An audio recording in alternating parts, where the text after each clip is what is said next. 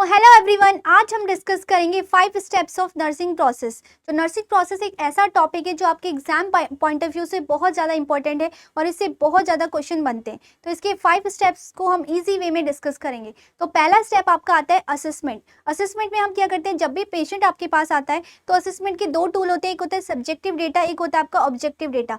Subjective means जो patient अपने बारे में बता रहे हैं, जो कंप्लेंट पेशेंट हमें बता रहे हैं वो सब्जेक्टिव है। ऑब्जेक्टिव मीन्स जो हम ऑब्जर्व कर रहे हैं पेशेंट में, जो पेन को हम ऑब्जर्व करें वो है आपका ऑब्जेक्टिव्स। उसके बाद आपका आता है दूसरा स्टेप जिसको हम डायग्नोसिस बोलते हैं। अब उस असेसमेंट के बेस पे हम डायग्नोसिस बनाते हैं कि पेशेंट की प्रॉब्लम क्या है। अब डायग्नोसिस के बाद आप क्या करेंगे, प्लानिंग करेंगे। अब डायग्नोसिस आपने कर लिया, उसके बाद आप प्लान करते हैं कि क्या नर्सिंग केयर आपने पेशेंट को देनी है। डायग्नोसिस के बेसिस पे कि पेशेंट का डायग्नोसिस क्या है, अब आप एक नर्सिंग केयर प्लान करेंगे कि पेशेंट को एक्चुअल में आपने क्या केयर देनी है।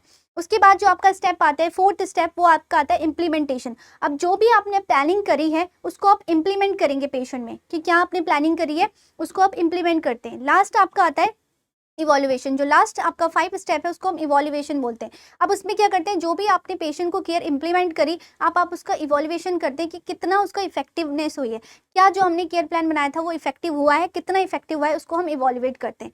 तो थैंक